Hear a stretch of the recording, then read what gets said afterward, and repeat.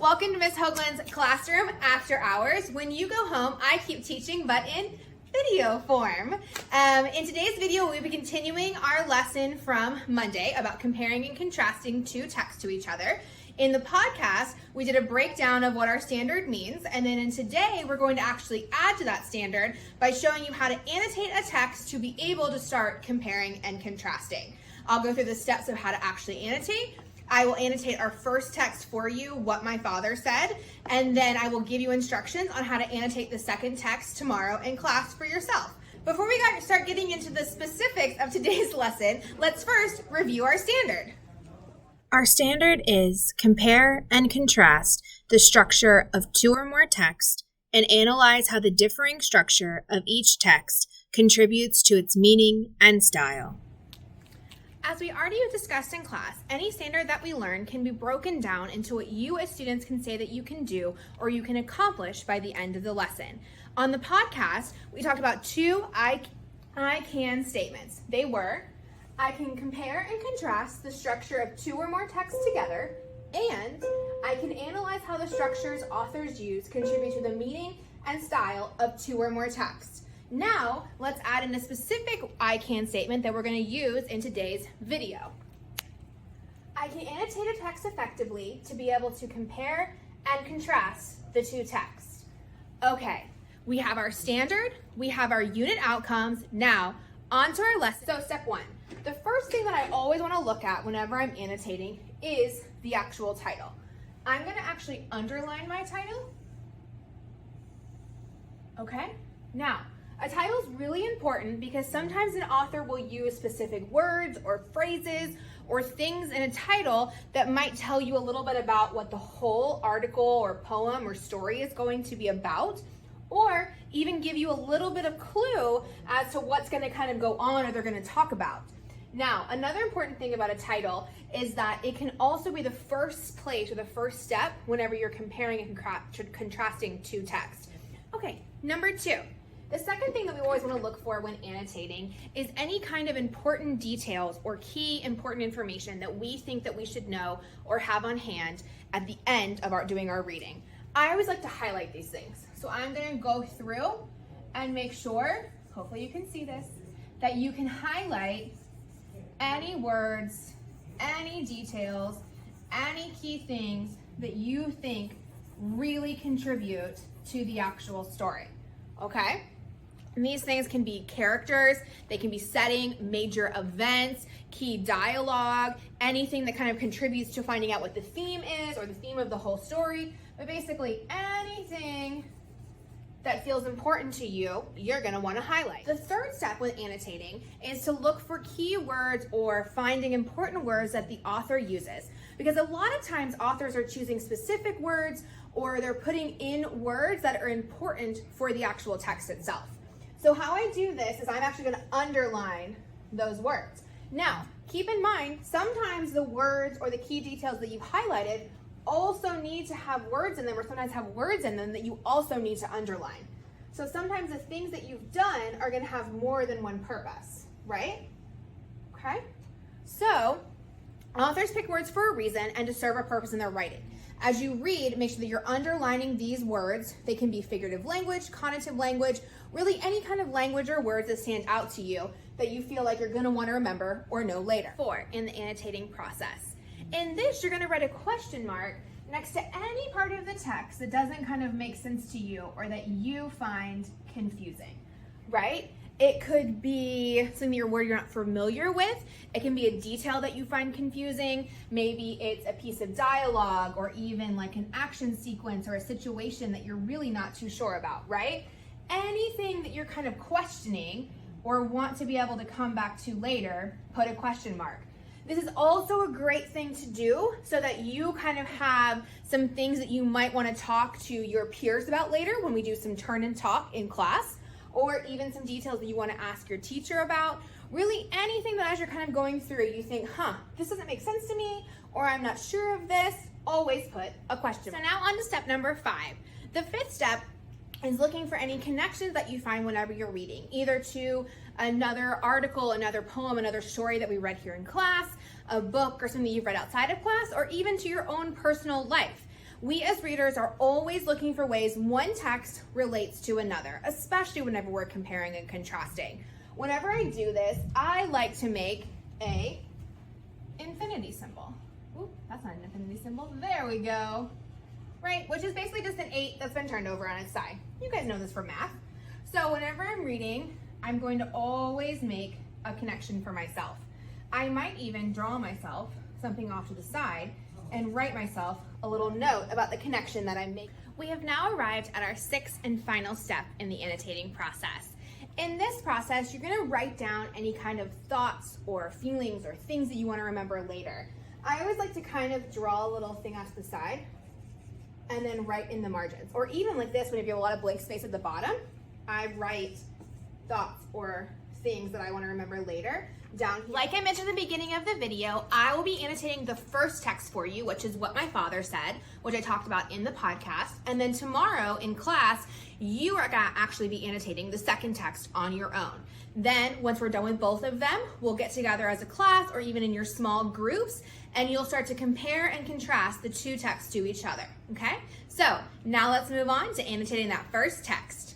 The first text that we'll be reading is What My Father Said by Alan King. Let's look at the title to see if we can get any information from here to begin with. Based on what the author says, I'm going to infer that this story is about something that Alan King's father said or told him during his life, right? The my father kind of gives that away. I'm assuming that Alan is talking about his own father, okay? So I'm gonna go ahead, like I said before, and underline this detail because that seems important to me. I'm also going to infer this poem will likely be autobiographical since the author is saying my father. Like I said, I already underlined that part. I'm also going to circle the author's name, Alan King, to remember it later, just like I told you guys. Because Alan King is the author, he is a male author, and he is writing this, I'm assuming, from his own perspective or his own life. Let's begin our annotation with stanza 1. I'm going to read it first, and then I'm going to go back and highlight anything that seems important or start my annotation process. It was the day I helped Dad clean out the shed when Sly, Jaybird, and Rashad darted to our fence and, still panting, said they needed a fullback for our neighborhood league. Okay, so already I am seeing something that I have a question about. I do not know what a fullback is. So I am going to write my question mark right here because that's something that I'm probably going to need to figure out. I think it might be something to do with football, but I don't really know. Next, I'm going to highlight any kind of details or anything that seems important to me, right? So the part where it said, I helped Dad, okay? Because that's kind of setting the scene for me, right? I knew that at the time, whenever this poem was happening or this event was going to happen, that he was in the process of helping his dad. I also think it's important that I point out Sly, Jaybird, and Rashad, because I'm assuming that those 3 people are going to play an important role in the actual story itself, okay? Picking up with stanza 2. Back then, we snagged any open turf. Uniforms were street clothes our parents bought the year before, okay? So, any open turf, so that's leading me to believe a little bit more that this might be some kind of sports reference, the fullback, right? Open turf. Okay, uniforms were street clothes our parents bought the year before. So that kind of makes me think that they didn't necessarily spend a lot of money on having these kind of things. This was just kind of like a pickup league maybe, that kind of stuff. Okay, now let's move on to stanza 3. It was the Saturday of our fantasy playoffs. 2 teams of teens whose lack of coordination meant the ball slipped through shaky hands like our chances of making the school squad. Okay, some great uses of alliteration. 2 teams of teens, love that. I'm gonna highlight that. I'm also gonna underline that because that is a great use of figurative language. I wanna be able to point that out later, okay? Also, slip through shaky hands. Also another great use. Underline that. Okay? Stanza 4. We dreamed of screaming stadiums, cheerleaders boogieing their beautiful bodies, fans stomping the stands every time one of us dove toward the end zone. We were at that age when bragging rights shine brighter than Super Bowl rings. Okay? So bragging rights shine brighter than Super Bowl rings. Okay? And by that, I'm assuming that he means bragging rights like on your neighborhood, in your street, those kind of things. So being able to say like my team was the one that beat this street's team was more important than playing the Super Bowl. I'm also going to once again highlight, where was it? Cheerleaders boogieing their beautiful bodies. Alan does great use of alliteration in all of his stuff, right? One of us drove toward the end zone. Another great use of figurative language. Okay? So, stanza 5. They asked if I could kick up the field with them. I frizzled when Dad said, no, he's busy. That was a Saturday Miss Brown mulched her rosebush and Mr. Graham set sprinklers. Okay, so like, why does his dad, ? Why does his dad not want him to play? Let's go on to the next stanza. I went back inside the shed to help Dad move a spool of fat cables before I saw black billows of smoke over the shed before Miss Brown and Mr. Graham called us out to see a planted torch blazing near the 2 struck matches. Okay, let's start at the beginning. So he's still helping his dad.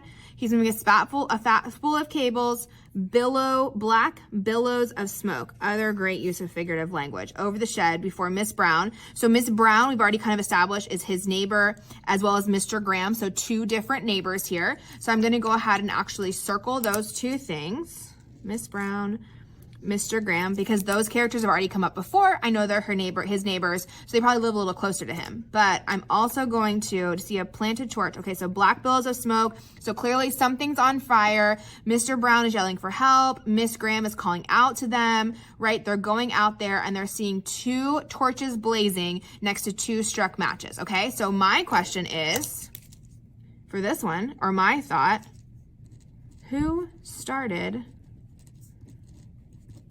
the fire?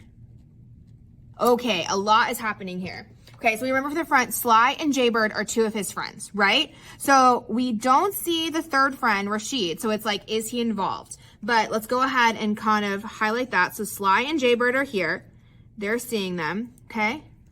And then a great use of alliteration, Sun's interrogative gaze, right? And that is going to be personification. So I want to make a note of that for myself. I watched angry fingers aim blame to one another. Okay, so clearly the boys are pointing at each other saying, you did this, no, you did this, right? I watched grateful, Dad said no. Okay, I want to really make sure that I highlight that too. I watched grateful, Dad said no. So remember we talked about in the beginning, and we kind of also talked about a little bit before, that he was kind of feeling left out, right? Like he was helping his dad. He wasn't able to play with his friends who were all playing flag football. But now that he's seeing that his friends are getting, maybe they're accusing each other, they might be in trouble, right? Did his friends actually the ones that set the fire? They're kind of pointing angry fingers at each other. Now he's a little bit more grateful that his dad told him like, hey, maybe don't play with those kids. Maybe you can't play with your friends today, right? And he was kind of glad, right? I was grateful Dad said no, that accusations weren't huddled over me, right? Because he wasn't involved. He was helping his dad. So now we're going to write that here. Maybe grateful to have not gone, right? He's kind of changing himself a little bit. So now let's read the very final stanza. I lay in the grass watching my friend's parents whip them. Rashad, there's the other friend, cried loud enough to scatter birds from the lamppost. That's when I ran home. Okay? So from the beginning to the end of all of this, he kind of changes himself, right? Because now he's kind of glad that he's not one of these people. He's glad that he's not out there with his friends getting whipped. He's glad Rashid cried loud enough to scatter birds. Great use of figurative language again, right? Then he went home. He went home knowing that he was not going to get in the same kind of trouble as his friends, knowing that he was going to be okay in this scenario, unlike his actual friends were, because he wasn't there whenever all of this happened. He wasn't involved in all of this. So whenever Alan King is talking about what my father said, he means whenever his father told him no. Okay, kiddos, let's go ahead and wrap this lesson up. I did a quick outfit change. But we are done with everything we set out to do today in this video. We talked about our standard. That was introduced in our podcast on Monday, and then we learned today specifically the steps of annotating a text, especially whenever it comes to comparing and contrasting. So at the beginning, I said that at the end, you'd be able to say, I can annotate a text effectively to be able to compare and contrast the two texts. Now, all of you at this point will be able to annotate the second text on your own. I did the first one right now with you, What My Father Said by Alan King. And then tomorrow in class, you are going to receive a copy of Block Party by Joel Park Rhodes. And you're going to go through this whole process on your own. Only it's going to be a little bit easier because now that you have seen the first text being annotated, you are going to be able to compare the text that you read tomorrow to this one. Okay, so make sure you write down any initial thoughts that you have before reading, and then we will get right into annotating. So good luck and happy annotating, and I'll see you all tomorrow. This has been a video production by Miss Hoglen for her video classroom. Both texts mentioned and used in this video have been borrowed from the Gwinnett County Public Schools lesson plan for 8th grade AKS approved text. This video and all images used are property of Miss Hoglen and should not be shared or reposted without her permission. The audio music used in this podcast was provided by Canva. Stay tuned for more educational videos and a grammar boot camp coming soon.